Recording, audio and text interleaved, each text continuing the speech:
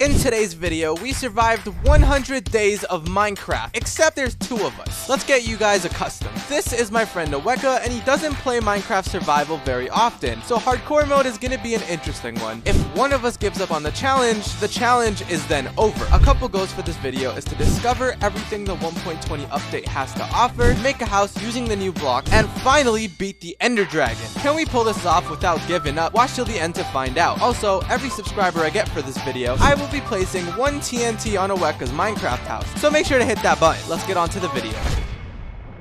Days 1 to 5. I spawn into a brand new Minecraft 1.20 hardcore world, spawning into a flipping snow biome. Not a lot of resources here, but honestly we explored a little bit. It didn't take very long before we realized that the snow was actually sinking. We also found ourselves a goat around the top of the mountain, and we ended up killing it because Aweka thought it dropped us food. I don't think goats drop food. We ended up exploring a little bit because we wanted to see what kind of resources were here in the first place. It didn't take us long to leave the mountain biome, but we ended up finding a ravine. Did we want to go inside? Not really, but it did look pretty cool. Then after a bit more exploring, we ended up finding a village, and this is really good because it gave us a source of food, hay bales, and there was a whole bunch of it, enough for both me and Aweka. This also gave us access to beds, and the reason why that's important is so we could sleep off the night and increase our chances of surviving. An interesting thing about this village is the fact that it was abandoned. There's a bunch of cobwebs and a bunch of zombie villagers that already existed. I think these are called abandoned villages. I think the first goal I wanted to tackle is finding ourselves a nice place to base, and that's probably gonna be the bamboo jungle. So after fully looting up this village, we began exploring in one direction. I also ended up crafting all of the wheat that we had into bread, that way we can actually eat it. After a bunch of exploring, we ended up in a bunch of different biomes, but the place that we finally landed at was this dark oak biome. This biome is also notorious for having mobs in it because the trees literally cover up the land, causing the mobs to be able to spawn in here. But despite that being the fact, we ended up finding ourselves a jungle biome, and the one with actual bamboo in it. A lot more than I honestly expected, because I expected a jungle to not have that much. At first we were a little bit confused and ended up having to search up how to actually get ourselves the new bamboo planks. But essentially, Aweka also doubted me. But this is how it goes. You would take a bunch of bamboo and put it into a crafting table, making yourself a bamboo stem. I don't know if that's exactly what it's called, but afterwards you put that back into the crafting table, and then you got yourself some bamboo planks. And it's all made out of bamboo. It's a pretty nice thing. I ended up making a door with it, and I also went mining for some stone tools for both me and Aweka. I also decided to beat some animals to death, and by animals I mean fish, but then also continued making the bamboo house. Aweka on the other hand decided it would be best to actually invest our bamboo in something a little bit more lucrative. Bamboo boats. Now they do look cool, but we don't need like 20 boats. I don't know what he's doing. I honestly think he's trying to mess with us. I'm not too sure, but then again he doesn't play this very often. So a cool thing about these bamboo boats is you could actually now place chests on them, and they kind of look like a raft. We end up taking these boats and exploring a little bit, me taking the one with the chest and Aweka taking the one without the chest, and he got a little bit jealous, as you can see here. Days 5 to 15. But after a bunch of following the river down to this big ocean, we ended up finding ourselves a shipwreck. This is where we uncovered the second thing that this Minecraft 1.20 update has to offer us: templates. Now, for those that don't know, in this version of Minecraft, if you have yourself a template, you can actually trim armor. That's right, you can add a design to it and a different color to it, making over, I believe, 1,600 different customizations to it. I could be wrong on the numbers, so just don't search it up, alright, just for my sake. But after we found that, we then started looking around for another one. I was also in hopes to find ourselves a sniffer egg, but honestly we had no luck with that, so we ended up heading back to our sweet bamboo base. Me and Aweka had an interesting idea. Why don't we do an archaeology challenge, because that's also another thing that this version of Minecraft gives us. So basically, the person to get the most from the archaeology, I think it's called suspicious sand, at the end of the video wins $100, and it gets sent to the winner of the challenge from the other person. So we began to start exploring again. We're honestly skipping a bunch of like the mining and stuff because we just want to see these new updates. So we end up in search for a desert because there happens to be an interesting place you can find this stuff. So as to my knowledge, at that time I only knew we can find them in desert wells. So we began searching for a desert well. We found a few desert desert villages, but really didn't loot into them because we saw that there wasn't any suspicious sand in them. But eventually we ended up finding ourselves a desert temple that was pretty well hidden, I'm not gonna lie. We ended up going into that desert temple and we found a little bit of sand on the side. When we mined into it, lo and behold, we found ourselves the suspicious sand we were looking for all along. We found a few of them, but I genuinely think Oweka broke one of them, which is really unfortunate. We also ended up getting an emerald for ourselves, which is probably the most valuable thing I got from this thing, and Oweka ended up getting a diamond. Alright Minecraft, I see the type of bias you're working with here. I am not losing $100 to Oweka. So after spending all that time actually transporting between the places, we ended up going on a bit of a mining trip and got ourselves ironed out. Simply put, despite how much we explore, at the end of the day, it'll still be risky ventures if we don't have some sort of armor. So we were also in search for a bunch of diamonds. If you guys didn't know, in this version of Minecraft, diamonds don't spawn out in the open in veins of 4. They actually spawn in veins of 1 unless they are covered or underground. And a way to bypass this is simply put, if you find an underwater cave, the chances of you finding diamonds out in the open is so much higher, and they're often like 4 or 5 veins. And that was the main strat that I was betting all my money on. Me and Oweka, we ended up finding this really big cavern, and he ends up finding a bit of an underwater area, which led to us getting a bunch of diamonds, but not enough for a full set, so we had to keep going. We ended up going into a dead end, a couple of them even, and found ourselves a skulk area. And if you guys didn't know, this is where you summon the warden, so we accidentally ended up summoning the warden when trying to get through it, and we did not engage, but it was coming really close to us, so we ended up building upwards. After continuing down that area, we also found ourselves at a mine shaft. This thing was gigantic, but it was also burning down. Oweka found a couple one-off diamonds there, and he was also doing a lot of risky ventures, as if we both don't lose the challenge if one of us dies. I don't know why he's playing these type of games. Days 15 to 20. We ended up getting quite a bit of diamonds, probably enough for the both of us, but I think Oweka got a little bit more than me, which is fine, because why would we even need that much in the first place? But then again, the armor piercing with diamond colors might look actually pretty nice. But despite all of that, we ended up getting out of the cave and ended up exploring a bit, because honestly, I grew out of the bamboo hut, alright? It's not that nice, okay? It's an okay house at best. So we ended up exploring and we found ourselves the brand new biome. And this biome is known as the cherry blossom biome. Now this biome is actually really interesting. It's pretty pink if you couldn't tell. But we ended up deciding this is the place we're going to be making the final house of this 100 days at. So I got to chopping. Days 20 to 30. After a bunch of chopping, we decided to finally start building the house. I was the builder of the group because Oweka didn't really have many building skills, but that's okay. He can just sit there and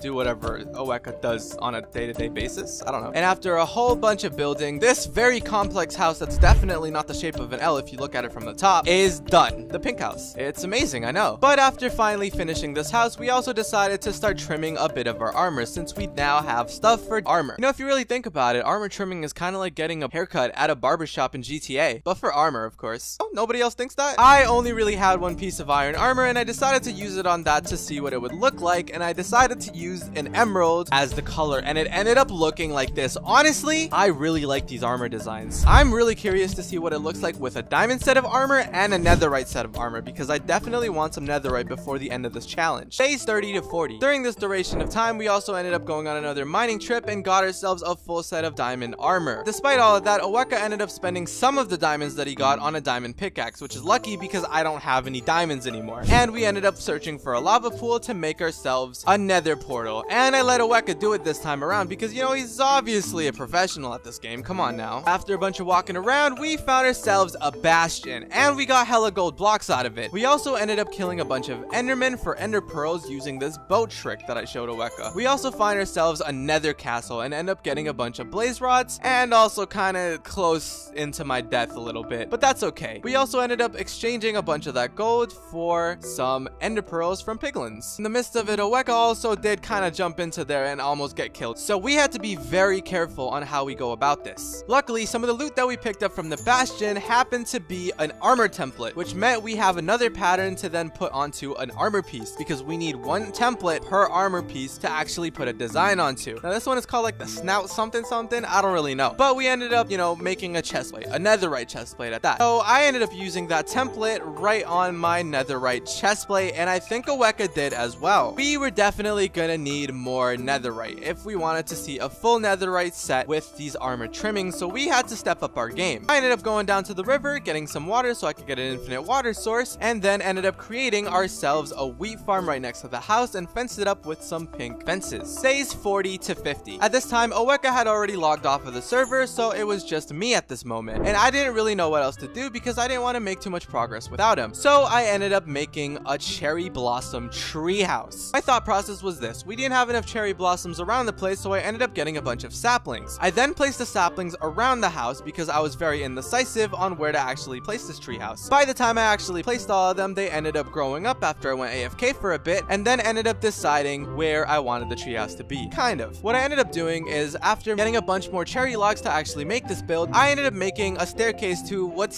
supposed to be the 3rd floor, but is then connected to this shrine that I made out of Sakura blocks as well. I also put a bit of glowstone at the top of it to make it look really nice. Another item they ended up adding is hanging signs, and that's also another thing I wanted to do, even though it was a little bit costly and it was gonna cost her iron, which I don't think Oweka will really like. You know what? He has his own chest and he has his own stuff, so honestly we don't need to worry about it too much. Let's just get to work. And by the end of it, the treehouse ended up looking like this. I also added a bunch of fences, so you know, when you're running up there, it doesn't actually drop you off, and it had a bit of a design to it. I honestly really like it. Another thing that I think I forgot to mention is I found out what to do with those pot shards that we got from some of the suspicious sand that we found at that temple. The use of it is to make ourselves a pot, and a pot with some designs on it. And honestly, in my opinion, I thought it was really nice. It added a little bit of decoration that you can put around the house, but I may have overdone it just a tad bit because there were just pots everywhere, even if it didn't make too much sense. You know what? That doesn't even matter, okay? Because it looks pretty. I wanted to refocus on the main task at hand, and that's simply just to get more netherite, so I could honestly work on that a bit before Oweka hops on. So I begin my sheep farm. I went out and found ourselves some sheep, and I had to bring them all the way back to our house. That's also another reason I made the wheat farm, so we actually had the wheat for it. But after all of that, we brought them back to the house, and I ended up not having a pen for them, so I stuck them in a very sanitary hole. Is this a good idea? I don't know. Honestly, I'm very scared of them entity cramming when I start breeding them, but that's okay. But not before long, Oweka ended up coming back from school, and he joined up on the server. So I showed him around. Days 50 to 60. There was not a lot of stuff that happened around this time. Honestly, me and Oweka were just talking and waiting for the sheep to actually grow. But the sheep farm now looks like this with a bunch of more sheep in them, and it's a little bit extended. Honestly, sheep are in here living rent-free, so they shouldn't be complaining. And they get the 2 best neighbors in the world. Me and Oweka too, I guess. But after a bunch of us farming them for wool, we ended up getting a bunch of beds and going to the nether. We needed a way to get down all the way to Y level. I think it was 13 to 11. That's the one we decided to choose. We ran into a bit of a problem, and that's just simply put, we were on top of a huge lava lake. A lake doesn't really justifyingly explain this. It's more like a lava ocean, just stopping us from getting to those lower Y levels. So I decided to do something very risky for someone playing hardcore Minecraft. I ended up diving into the ocean of lava. But to be fair, in my defense, I did have myself a fire protection potion. My thoughts were, if I could get to the bottom of this lava ocean, I can then build around me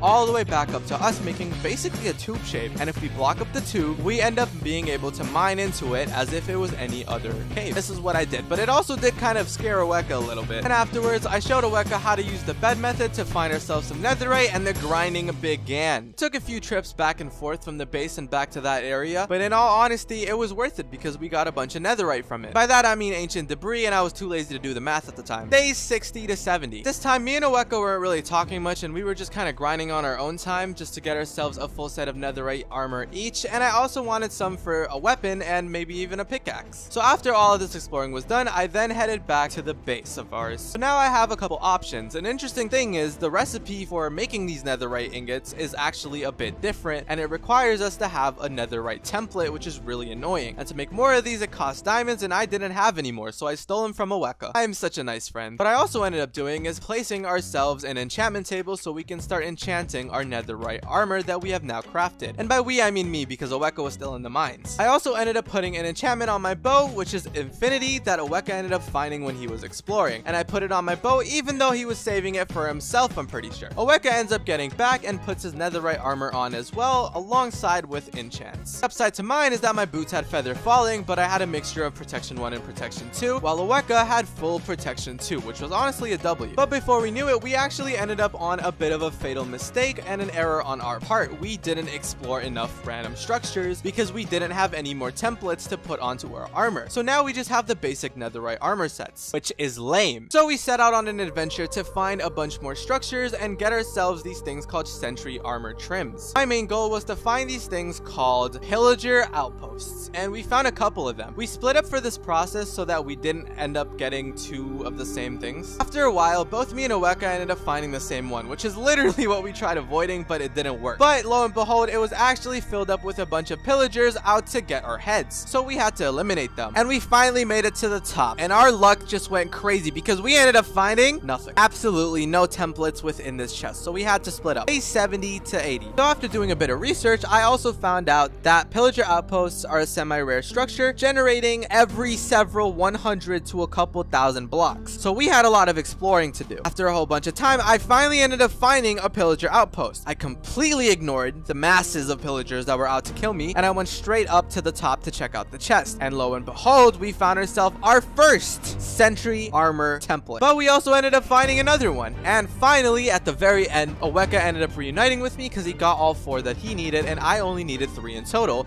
and I had 2. So we ended up finding one last pillager outpost that I was hoping the thing would be in, and they had a bunch of these pillagers, and this is how it went. Finally, I've gotten myself the last sentry armor trim. I then went a little bit far away from them so they can't really sense us, and ended up placing down the smithing table, and we ended up trimming up our armor one last final time, or so I thought at that moment. Days 80 to 90. We went back to the base, got everything that we needed, which also includes the beds we needed to kill off the Ender Dragon. That's right, we needed a bunch of those. Then we began following the Eye of Enders. Eye of Enders ended up leading us over to a desert, and we also found ourselves camels. Not the same ones that we had before, but different ones, but we ended up taking the saddles from the old camels that we abandoned. We also ended up sleeping there for the night because it was getting pretty late. Then we moved forward with the camels included. I'm gonna be honest with you, we are not very good camel owners because we were jumping off of cliffs and everything, okay? Oweka even got one of his camels to 2 hearts. Ended up ditching his camel so that he can just ride my camel, and I'm just in the back. Crazy. After a bunch of exploration, we finally ended up finding ourselves nearby where I think the end portal was actually at. Then both me and Oweka decided to mine down in a singular hole for some reason. Oweka wanted to escape it, but I just kept mining down. And eventually we found ourselves to an opening which led us to a cave. We thought it was just some normal cave, but further inspection, we found out that it actually led into the stronghold. Now this stronghold was placed a little bit weird because a lot of the areas were caved in. So we ended up reaching a lot of dead ends. I also ended up finding ourselves a library which had a chest at the top which gave us some pretty interesting loot. One of the more notable pieces of loot was the fact that they gave us an armor template for us to put on our armor, and it's different from the one we had last time. I ended up using one of them and Oweka ended up using the other, and it overrid the old one we had. I think I like this one a lot better than the last one, so I'm just gonna keep it on. It's funny how I say that, but I